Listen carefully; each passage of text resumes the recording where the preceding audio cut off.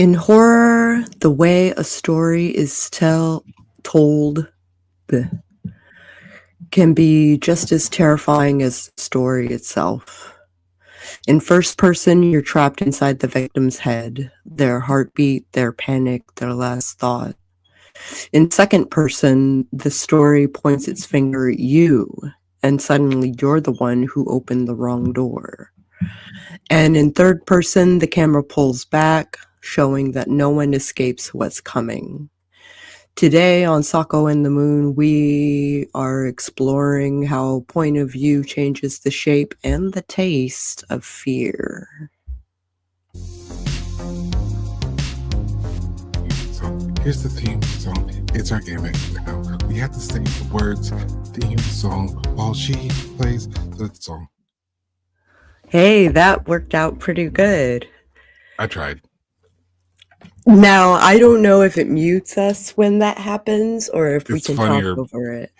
You know what? It doesn't work in any fashion. So it's funny no matter how it plays out.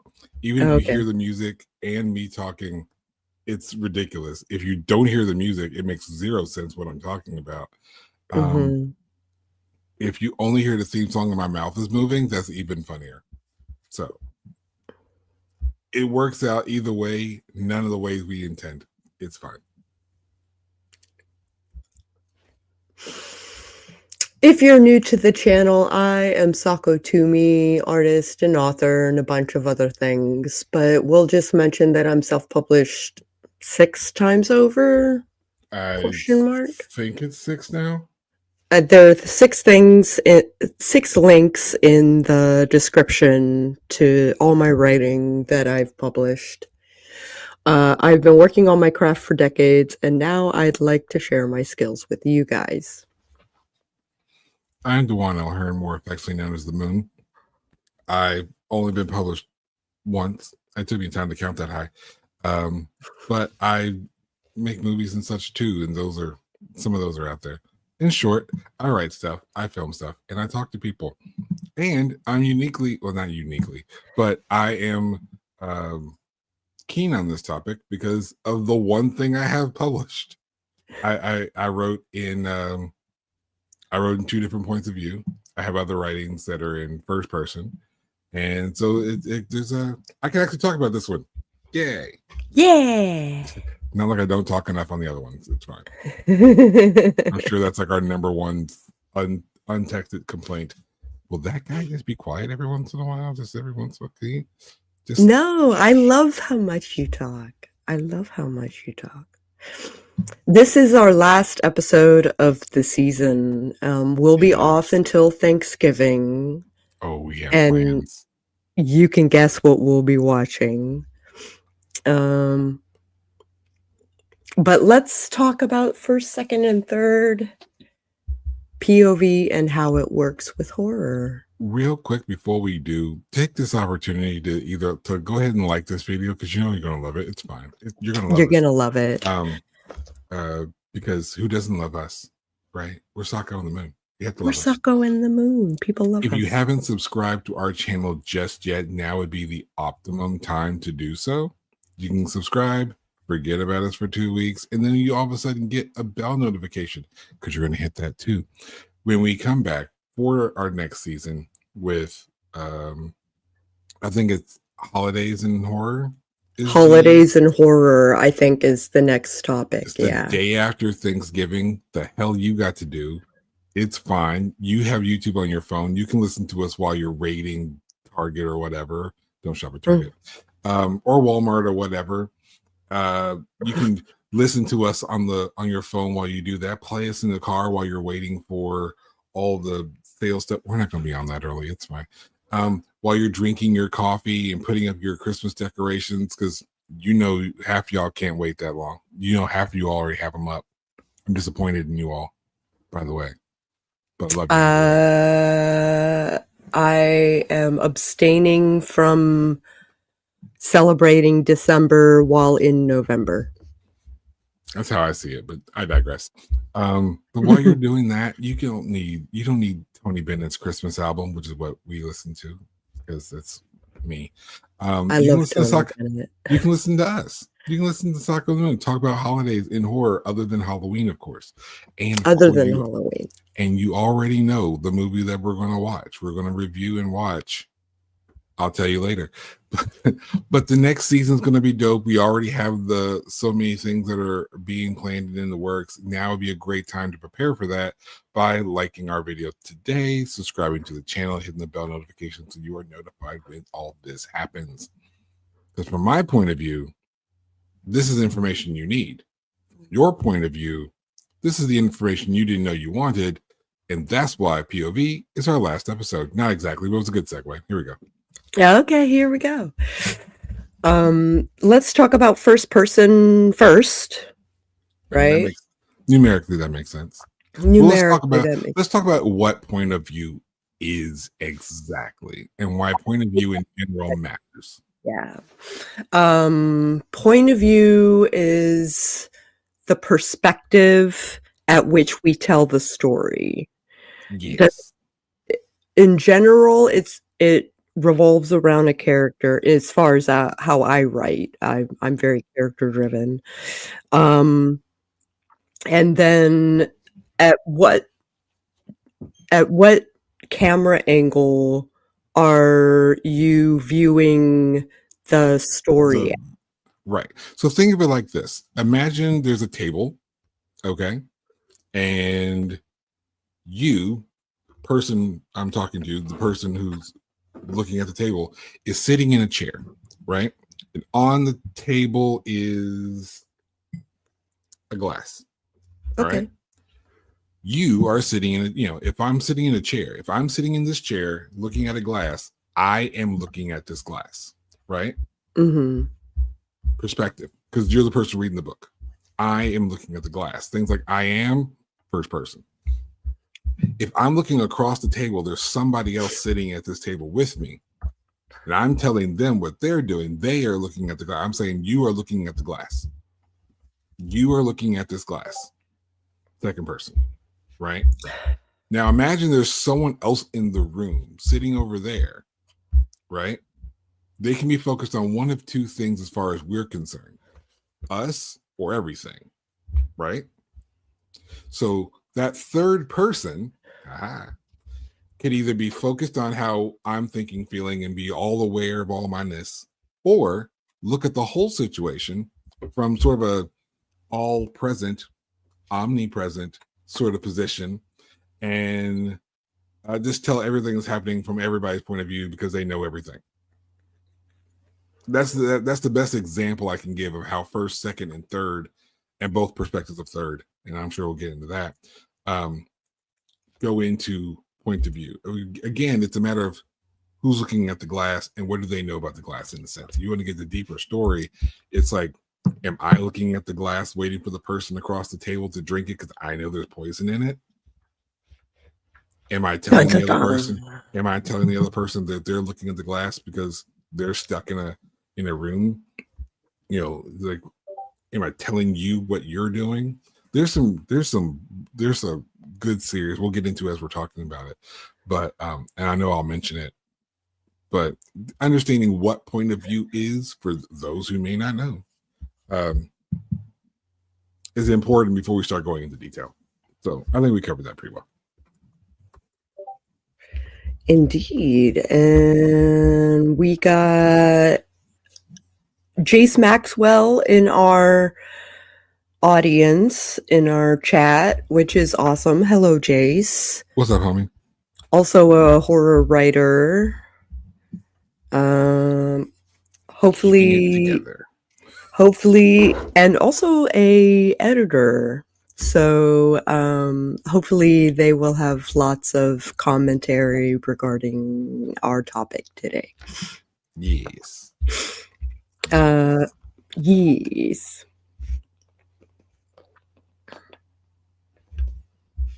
Sorry, I'm getting distracted. Distracted? Never. First person. Number one, it has heightened intimacy and immersion. Because the reader is the person the things are happening to. Mm-hmm. You're inside the character's head, their thoughts, their fears, their sensory experiences. Horror thrives on immediacy, and first person narration blurs the line between reader and the victim or the monster in some cases. Yeah, the main character, I think, is the safest way of putting it. The difference between it blurs the line between the reader and the main character, because the reader is the main character. You get a new name, you have new perspectives, new background, new history. You're becoming that person. There was a movie, I can't remember what the movie was. It was some action movie. Hardcore Henry. That's it. And I didn't watch it. I haven't watched it. I loved it. But it's if you want to understand first person perspective in the deepest sense, you're the one behind the camera as things are happening. That movie, it's from first perspective. Yeah, that is the movie that will best exemplify this point of view, because you are the camera are your eyes. Everything you see is what the camera can see. The camera plays as the main character's viewpoint, literal viewpoint, and it is the easiest to write. It is the easiest to write. I can hear something breathing behind the door, so this phrasing makes the reader complicit because we hear it too. Yeah. One of the things, hopefully something I put out in the next couple of years, such as life, is written from a first person perspective. You are experiencing this person's life as they are experiencing it. That is the viewpoint, and it's really beneficial if you want the reader to learn of the happenings as it's happening, as opposed to limited knowledge, maximum fear. Yeah. Because mind you, these are points of view outside of horror as well. This is more of a writing thing. Maybe, of course, it has to be in horror. So in general, you are the person. So you are the protagonist. You are the victim. You are the killer in some movies.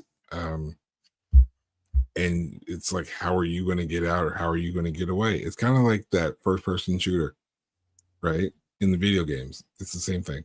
It's the same viewpoint. So you can imagine that if you're the one that all things are happening to, and you can get that engrossed with either very descriptive words and world building and setting, or with incredible imagery, like, it's a wonderful perspective to go to. And I would say probably, in a sense, the most common for anything that qualifies as a whodunit in horror.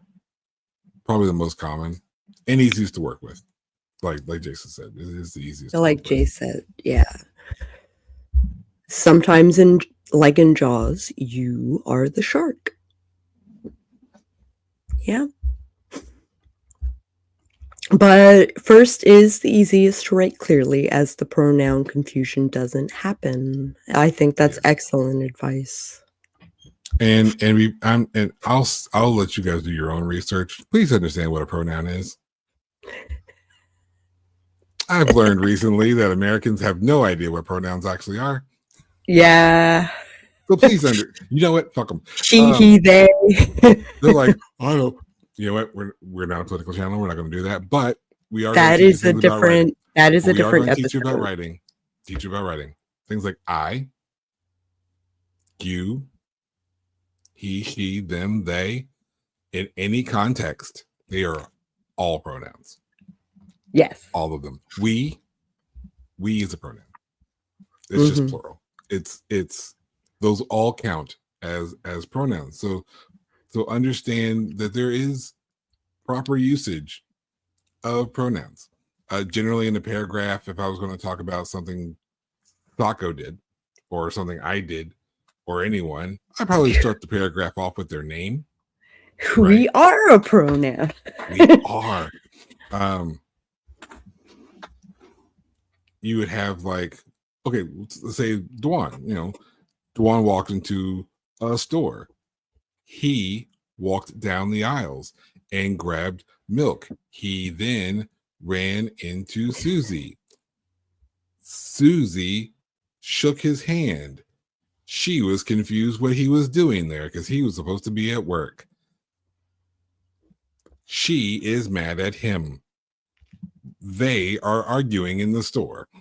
This is the usage of pronouns, people. Welcome to the game. Please share with your neighbors. Another thing that first person does is horror often plays with perception, memory, and sanity. So first person narration allows authors to explore the unreliable narrator, making readers question what's real. So a good example is the ghost truly there, or is the narrator losing their mind?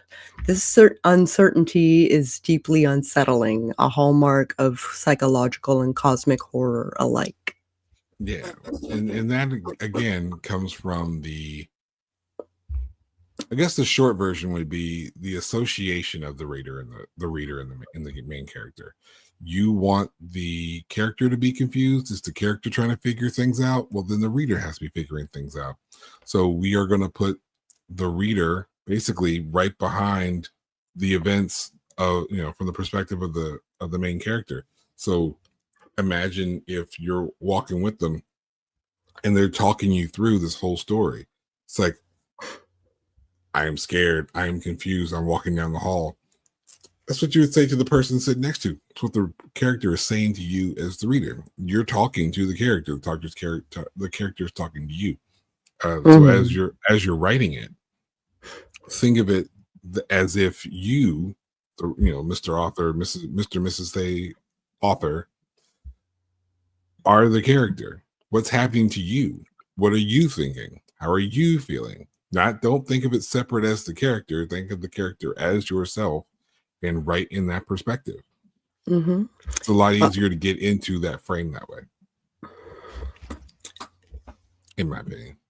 Fear is contagious when you feel it firsthand. So first-person storytelling captures the raw panic, guilt, and dread that make horror stories resonate on a gut level.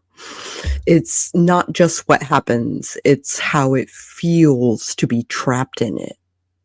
You know what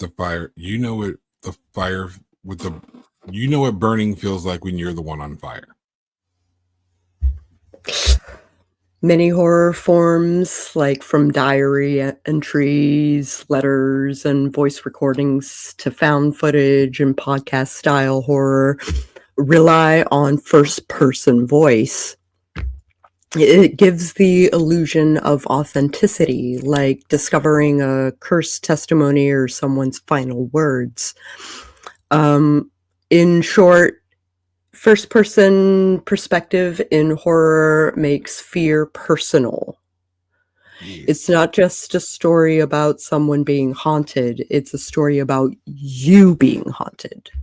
Yes. Yes, it is. It's a great way of putting that. Okay. It's all happening to you. It's all happening to you. Do you have any first persons besides Hardcore Henry? Any good stories that come from a first-person perspective that you can think of? Actually, in my debut book, Hope's Chest, which is available on Storyteller's Vault in ebook only, there is a link down in the description. Yep. That is written in first person. You are Panda Tran, who is a mage who uses technology in her magic. And you learn how to do those things along with her. So she goes from a 0 to a 5 in the process of the book, and you follow her along with this journey and I made it first person very much on purpose, because there are a lot of people who can't commiserate with certain types of people, Yeah. and I wanted to kinda, like, force that interaction, that emotional, uh that emotion, period, um, that is inspired by experiencing a culture that you don't normally see. I think it's a great point that you just brought up before we go on to the next. Uh, the benefit of writing in first person, particularly if you have a different, um, I'll touch on that in a second. Um, if you have a different point of view than the norm, if you've gone through something uniquely tragic and you're conveying that in your horror, Mhm. um, then first person is a great way of doing that because I may not have ever lived your life. The tragedy that your character or you through your character have experienced. And the best way for me to understand that as someone completely ignorant of your perspective is to experience it through your book in first person. Because now I know what the thoughts should be. I know what the feelings should be. I can see what the perspective Where looks is she like coming to from? me, Yeah. because that's the difference. Remember, in horror we explore all kinds of different emotions, and so a lot of what we're doing is translating not just what the environment is but how we perceive such environment. They are not always the same thing. They are quite rarely the same thing. You might see what looks like a wonderful house, it might actually be a torture chamber. It might seem like this person's really sweet and nice, they're actually manipulating you. Mm. Did you So wanna say something about Jace's comment? So if you've never seen Halloween, the original Halloween, it literally starts from behind the eyes of Michael Myers. Michael Myers is wearing a mask, and you are seeing the the action in the opening. The opening kills happens through the mask. You are the one um, committing the murder in the opener. You are Michael Myers in the opener. And so that is a fantastic example of first person perspective used in horror. Excellent. Do we wanna move on to second person? Yeah. Yeah. I feel like we can do that. Yeah. Let's move to Okay. second. Where first person says, "I opened the door." The second person says, You open the door. "You opened the door." So that single shift transforms the reader from observer to participant, and that's exactly why horror writers use it. Yes. And it is most difficult to write. Not to I in and of disagree. I not think it it's in and the of most itself is fun. hard. I didn't say that's what I'm trying to say. It's not the hardest. It's not hard, but it is the hardest of the four perspectives. There are four. Mm, there are Um, 4, um, it is the and we'll talk about all hardest. 4 Yeah. today, Um, because maybe. there's two variations of third person. That's we already kind of touched on it. It's fine. Just give me a second. But second person is weird. Second person is weird. Except in its most common form, choose your own adventure books. Who grew up with choose your own adventure books? Like that. I'm writing one. If you've ever read and enjoyed a choose your own adventure book, hit like on this post, on this video. Go ahead and hit like Yeah, now. go ahead And and hit then like now. Yeah. and then just tell us what the title of the book was or what the genre was. Because for me, believe it or not, they were fantasy. Mine Fantasy choose was your own adventure. cyberpunk. It's crazy. Oh, Yeah, and it was Goosebumps. it was a vampire in cyberpunk universe, Goosebumps and had a series of choose your own adventure books. Love though. Yes. Yes.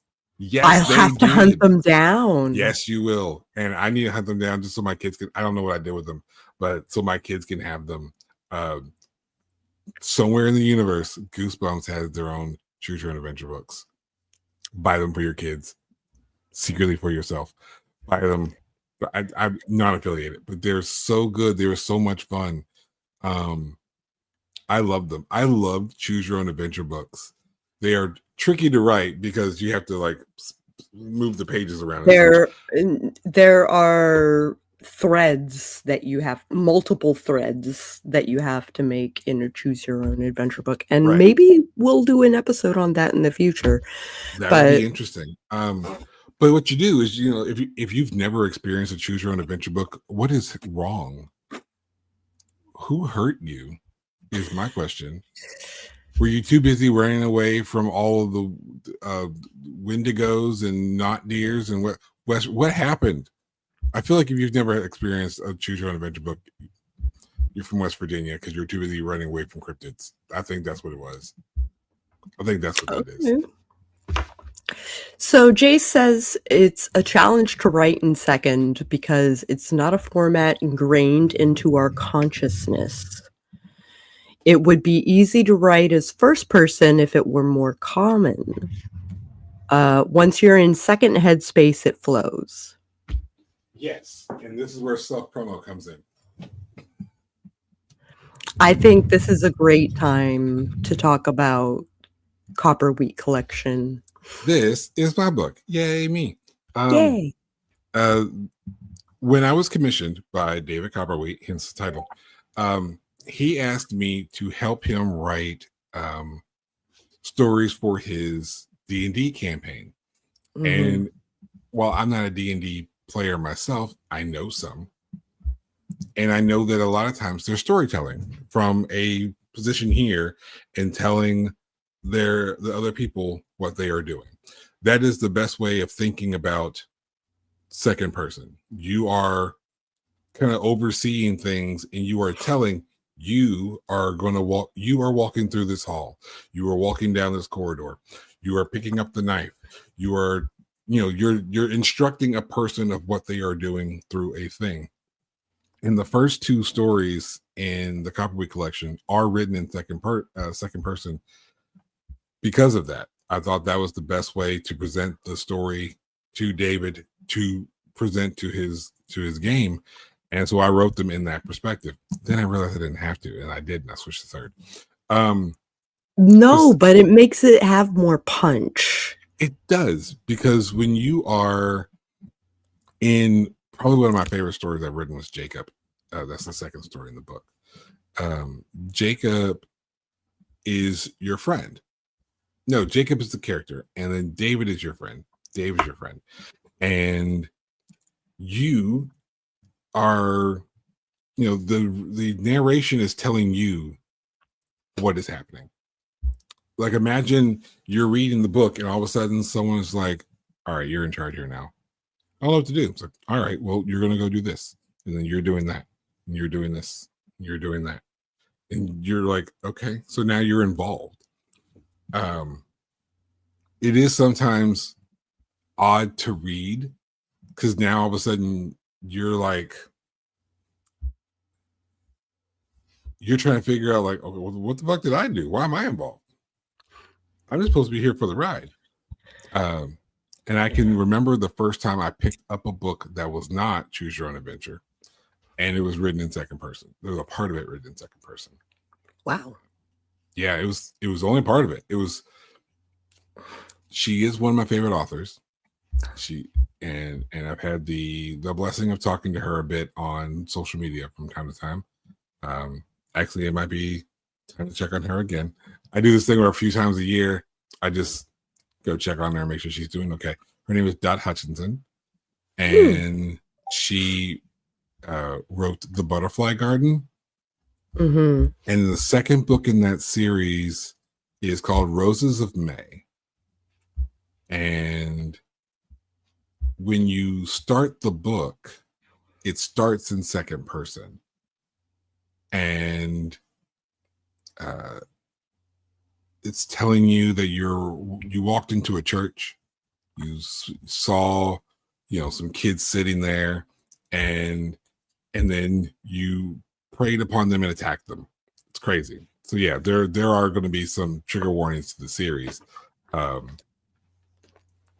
Message us, and I'll email the show. message us in the comments. I'll get back to you if you're good or not. Just ask. Because yeah, I don't always suggest the series to everyone because trigger warnings aplenty. But it's really well written. It's so the characters are well developed. I can't shout out that series enough. It's so good. There's like 4 or 5 books in the whole series, and they're all great. But the perspective of reading in second person, you feel the guilt, especially if the second person is the villain. You feel the guilt because you're the one doing the crime. You're being told that you're the one doing the crime. So being told that you're doing that is kind of like the reader feels like you're doing bad against your will. So now you've got that extra layer of emotion alongside everything else. You're being pushed and sort of forced into these actions when inescapability. Yeah. Because with second person, the writer has told you, the narrator of sorts, has told you, you are the one doing the thing that's done. So I would say if you're going to do it in horror, definitely use second person in the perspective of the villain. I feel like that has the most. Not always. Not always. I mean, I didn't even do it. Even in my book, even as I say that in the first 2 stories in Cover Week, I didn't do it. But I feel like having not done it and thinking upon it, like what Dot did, she used it for the perspective of the villain. And so when I'm reading that, because in her book she switches POV back and forth throughout the books, and when she uses that for the villain's perspective, it does add that sense of guilt because now you're the one being done. You're being told that you are the one doing the thing, and I think it was very good work from a fan standpoint. I really enjoyed reading it like that. So second person forces the reader inside the story, not just empathizing, but inhabiting the terror. It collapses the safe boundary between reader and character. So you wake up in a dark room, your hands are sticky, you don't remember why. So this creates an inescapable immediacy. The reader can't distance themselves emotionally because they're the ones making the choices, hearing the sounds, feeling the dread. They're complicit. It's like, imagine emotionally, imagine if you are with someone while they're committing a crime. That's kind of the feeling and emotion that I for one get when I'm reading second person in those kind of perspectives, because I'm stuck there. I'm trapped. I can't escape. I can't go anywhere. Disassociation and identity horror is often done in second person. Second person can make the reader feel like they're losing control of their body or mind, a perfect match for psychological or cosmic horror. Yeah, and I think there was something that Jace had said a moment ago. I'm trying to get my screen to the point where it wants to let me see the entire screen. It doesn't let me enough.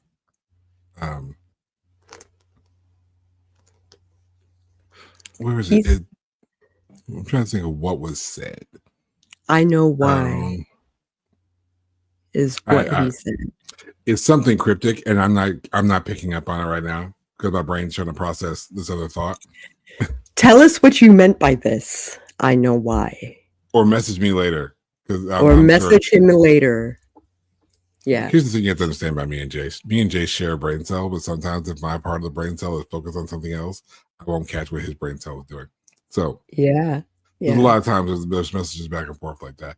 I think what my brain is trying to connect with is when he said that it is a challenge to write second because it's not a format ingrained in our consciousness.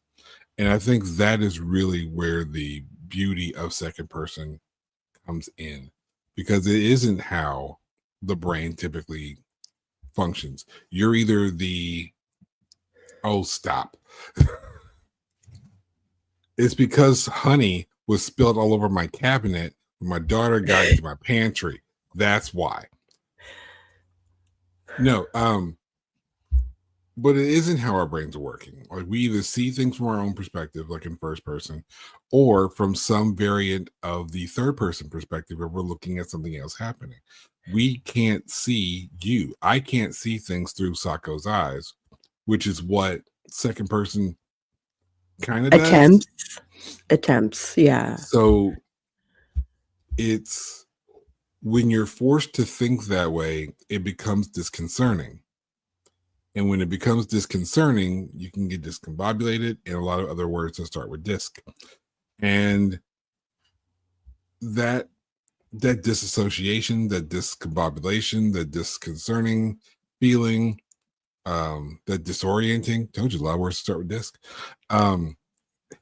It's kind of natural when you have second person perspective. Just think of disc words. Sure. Leave it to me to say something that ridiculous.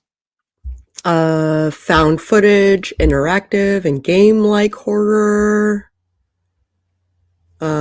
Which we talked about, choose your own adventure, and I think commonly choose your own adventure. Video games. Video games are a great example. Yeah. You usually have your choice of first person or second person in video games. It depends on, like in Skyrim, for instance, you can choose first person or second person. I don't play those kinds of video games well enough to refute that, but I feel like that's more commonly first or third. What is on that reflection? But again, I don't play enough games to refute it, so I play a lot of games, so I concede to those who play the games. But I would say that the number one best place, particularly in reading, that you're going to see second person is choose your own adventure books. Mm-hmm. Second person in horror weaponizes intimacy. It doesn't just invite you into the story, it traps you there, whispering that everything happening is your fault. That messes with your head, man. It does. It does. While I could talk ad nauseum about second person, let's move on to third. And we'll talk about third in general, and then we'll talk about close versus omnipotent. Okay. I'm searching for goosebumps. I don't need a story to tell me everything's my fault. Right. Then you commiserate with the story all the more. You know, and sometimes when you're going through, just kind of to play off the joke, though, in a very serious way, sometimes if you're dealing with like mental health struggles, your perspective of you is kind of second person. You know, it's kind of like you're disassociated and you're looking at yourself and you're kind of playing things to you in a sense. And that's a good real life connection between or example of second person. Those who've been there, been there. You know. Second person can make the reader feel like they're losing control of their own body or mind. You don't recognize the reflection anymore. It moves before you do. So the tension between you and the self being described feels alien, uncanny, and deeply disturbing. Yeah. It's like you don't know you the way you think you should know you. It's powerful for themes like possession, guilt, or transformation when the horror lies in losing your own self of identity. Let me see if I can show this real quick, just because I've been hunting it down. Ooh. Those are the Goosebumps Choose Your Own Adventure books. Nice. So yeah, they exist. Find them, buy them. Find Dot's books. They're fantastic. Sounds great. Buy my book. Why am I pushing everybody else's book? Buy my book. It's not up there anymore. But buy mine. I don't know if a It's link to down mine. in the description. I know you have to scroll past the 45 different things that Sako's done to get to my one, but it's on there. Buy my book. Yes. Buy mine. It's okay. Yeah. I won't mind. And Christmas is coming. So now we're past Halloween. So Christmas is coming. It's a great book. It's a great gift for someone else. I'm sure Black Friday will have all kinds of stuff going on.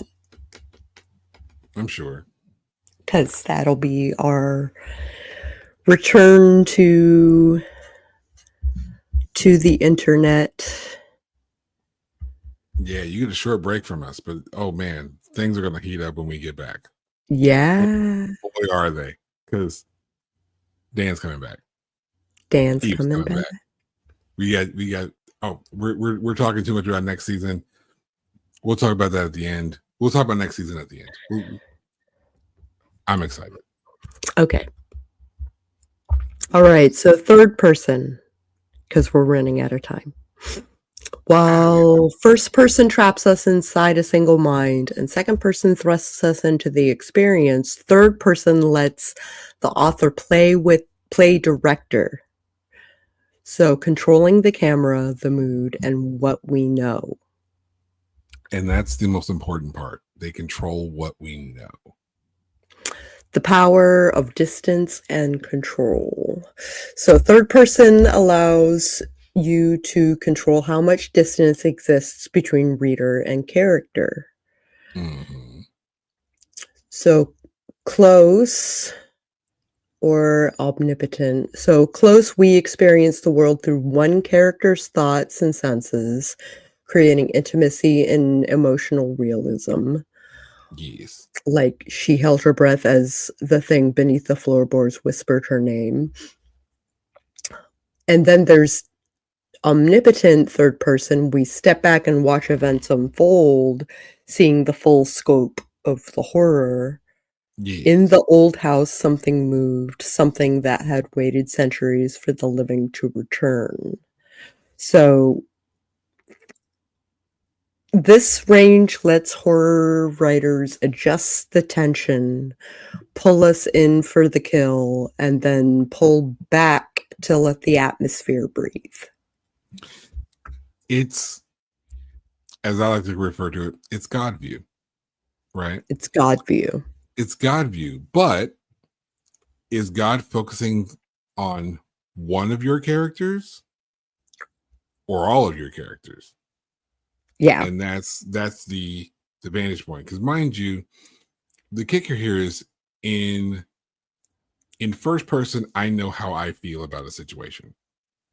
And if I'm gonna read that in a second.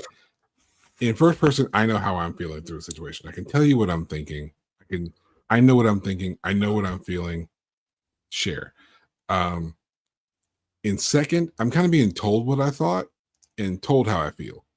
In third, close, as you called it. In third, I always called it personal, but in personal or close, first person, we know how that person thinks and how that person feels. That character that's being focused on, we know how that person thinks and feels. We can see what else is happening in the world, but as far as the intimate details, the thoughts and feelings, things that only you would know, that's first person, third person, close. Omnipotent, that would be, I know how everyone thinks, how everyone feels, and we can express that in the different situations, whatever I have my characters going through. That's the easiest way of thinking of it. Which is kind of what I wanted to share, yeah. But just the thought that I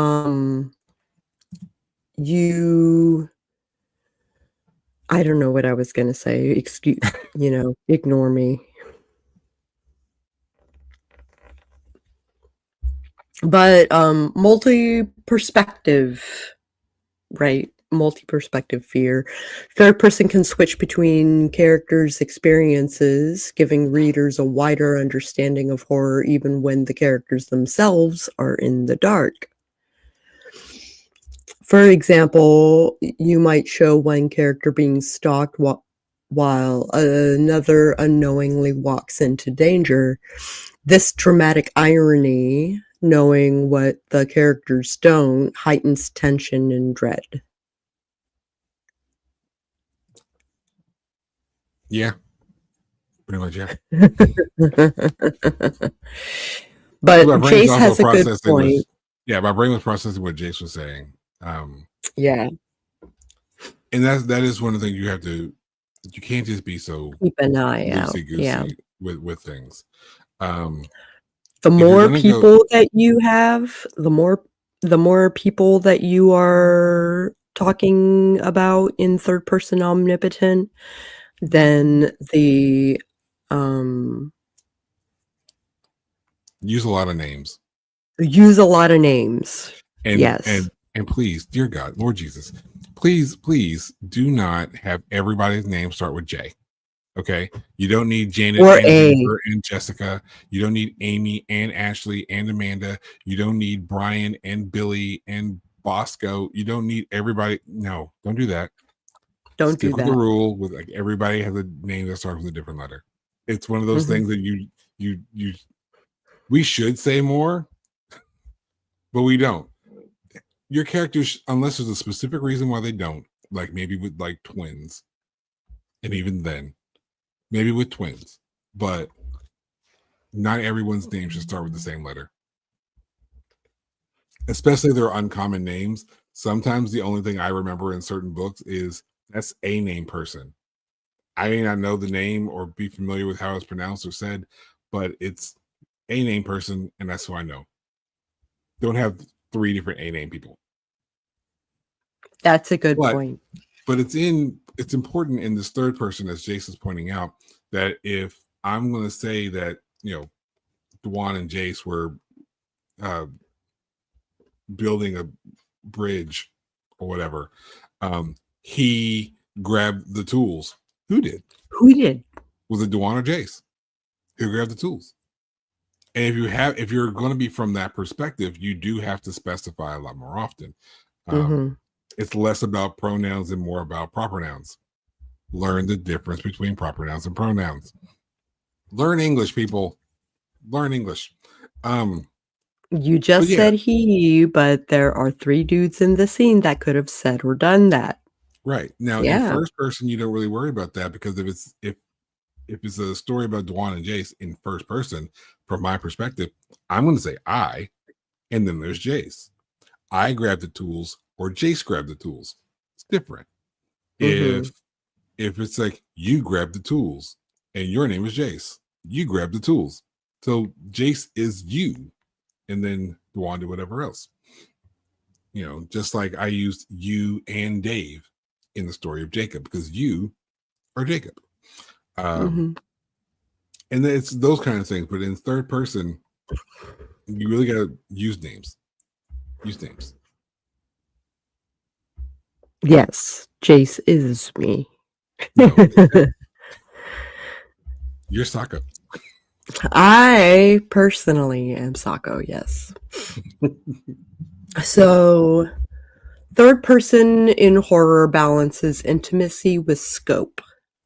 It lets you decide what the reader sees, what they fear, and when they realize the truth, making it one of the most versatile and cinematic tools in the genre. It is, and it's very well used when you have multi-layered stories going on, or if you're doing like a series. We don't talk about like television series. If you're doing like a serial, you have multiple characters that people care about, so you are periodically going to have, if you're doing TV, you got like an A story and a B story, typically, sometimes a C story. So you need to have that viewpoint of what everyone is doing and thinking from this scene to that scene to this scene, as the reader's going to, the watcher is going to perceive it all.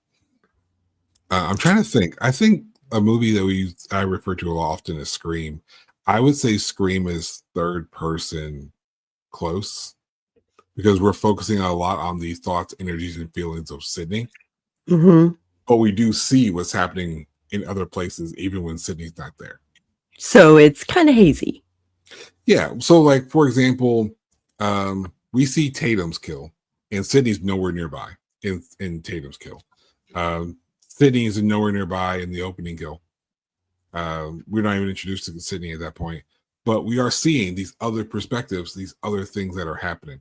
So we're seeing other perspectives that are happening in our universe, but we really focus on the emotion and the fear, the terror, and the frustration of Sydney Prescott.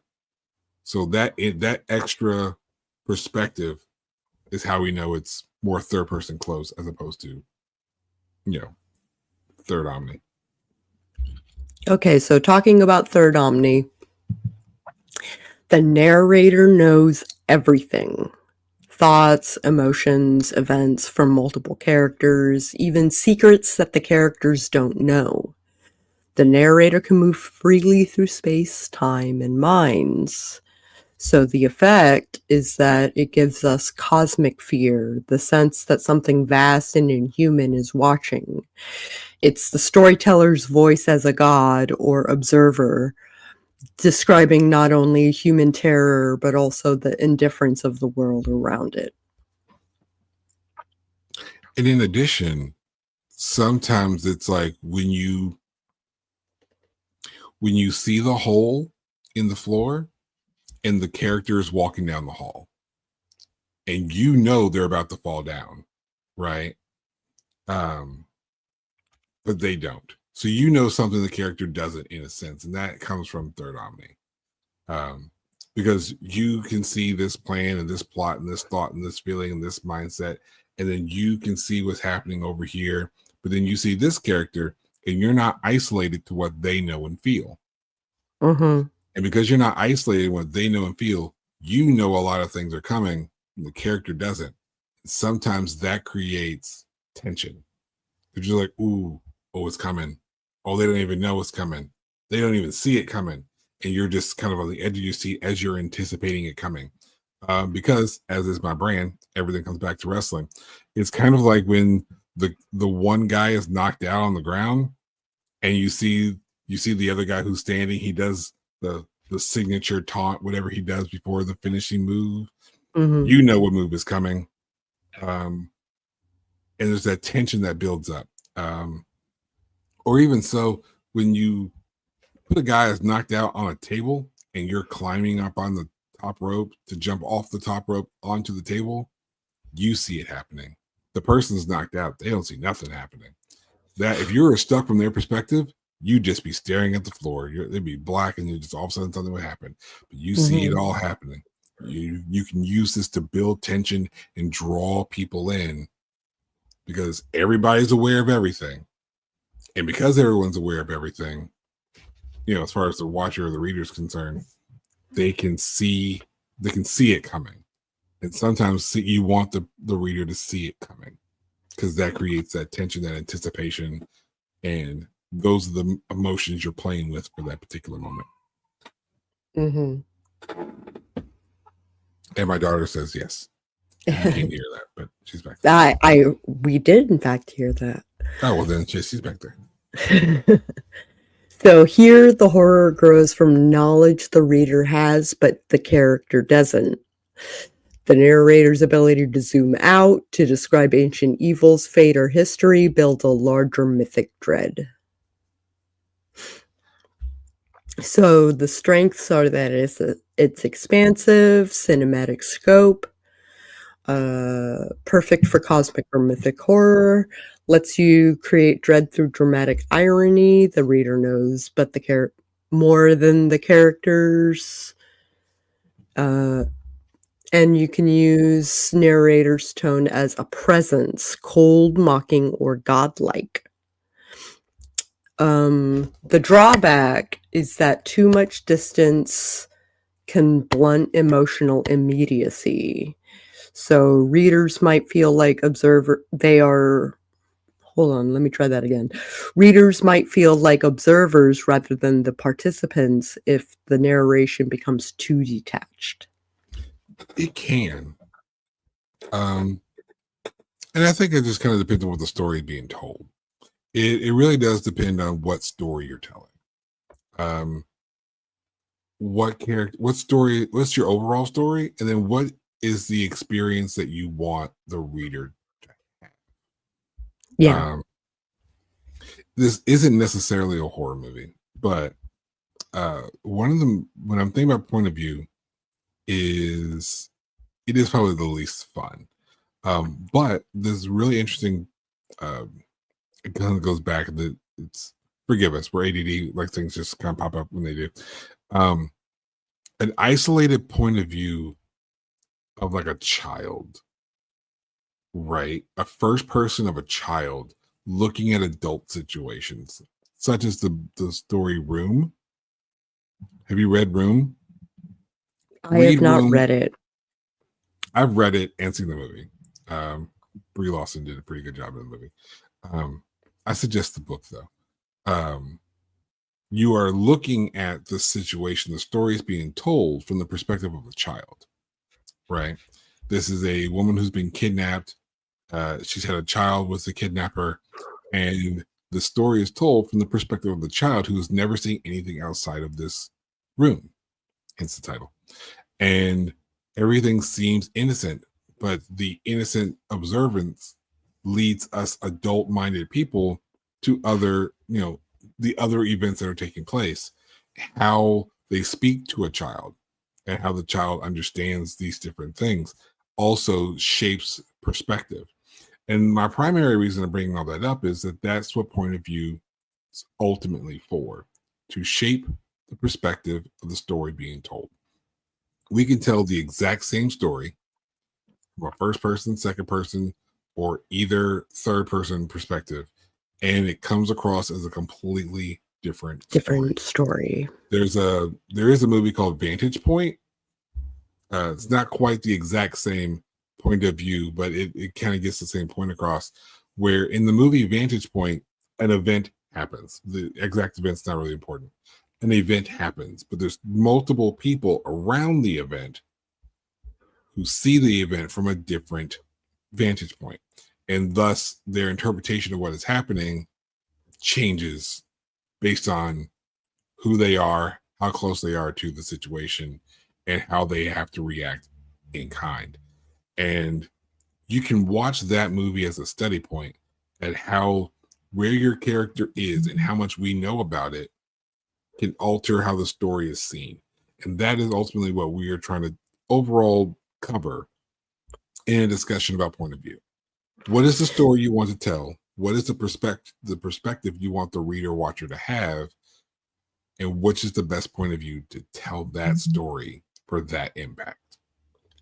Every perspective tells a different kind of nightmare. First person makes the fear personal. You are the terror. Second person makes it accusatory. The horror chooses you. And third person makes it inevitable. You're just one more shadow in a story too big to stop. Whichever lens you choose, remember, the scariest stories aren't about the monsters out there. They're about the voice whispering, this could happen to you. What should we watch this week?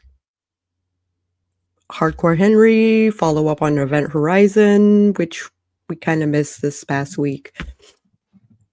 I don't know. I'm still trying to figure out what would be a good. I mean, because other than Hardcore Henry, any movies honestly can be. Since we're covering all points of view, any movie works. I vote that we do the cosmic horror with the Event Horizon. Like we actually follow through with that episode. We will. Life happens, guys. Life happened. Life happened this past week. We're real life people. Life happens. Mhm. And yeah, we can do that. We can watch that. I'm not. Okay. We can discuss with the idea of horror and other genres and point of view from the perspective of Event Horizon, which means I have to watch it again. I have my notes, so I have to watch it again with that in mind. Now I'm going to add point of view in mind and how certain perspectives, may have changed things or whatnot. And I think we'll talk about the POV at the end, like a little more than usual. Yeah, probably. We might start with it. Who knows? We'll figure it out. We'll figure it out. We'll figure it out. But this will be probably the last regular episode of Sako and the Moon this season. We're gonna have this season. We'll throw in the Event Horizon episode for free. Not like you're paid for this, but it's fine. And I can't wait till the next season. But we're lining up a bunch of interviews, and this past season was very interview heavy. It was, and I front loaded it too. So I really liked it that way. I like doing interviews because, I mean, you hear us talking. There's other people are interesting too, I guess. So I think other horror writers and other thriller writers and whatnot are they have perspective that maybe we don't. Excuse my nose. My nose is super itchy. It's November. It happens. No nose November is what happens because you get so stuffed up. Yeah, you might as well not even have one. But no, I think I love the perspective of other horror writers. I love talking to them and getting their ideas for movie reviews. We have a few that we're trying to line up. We got something else really planned for this season, so you definitely want to stick around for this. Let us know who you thought was your favorite interview that we did this season. I'd love to know that in the comments. Maybe we'll bring them back because you like them so much. Maybe we should do like a poll. Can we get a poll? Can we do a poll? Nah, we don't want to do a poll. Just tell us. We'll do a poll in the community tab. Like, it'll be fine. It'll be fine. We loved everybody, but maybe who knows? We had some pretty good interviews. This we had some pretty good interviews, yeah. And I'm looking forward to some of the interviews that we already have kind of lined up. It's gonna be pretty dope. It's gonna be pretty dope. So you definitely want to subscribe to this channel and do the bell thing where you know when we do stuff because you're gonna want to be there for it. This has been Sako and the Moon. Until next time, keep your light close and your monsters closer. What she said. Yeah. Something.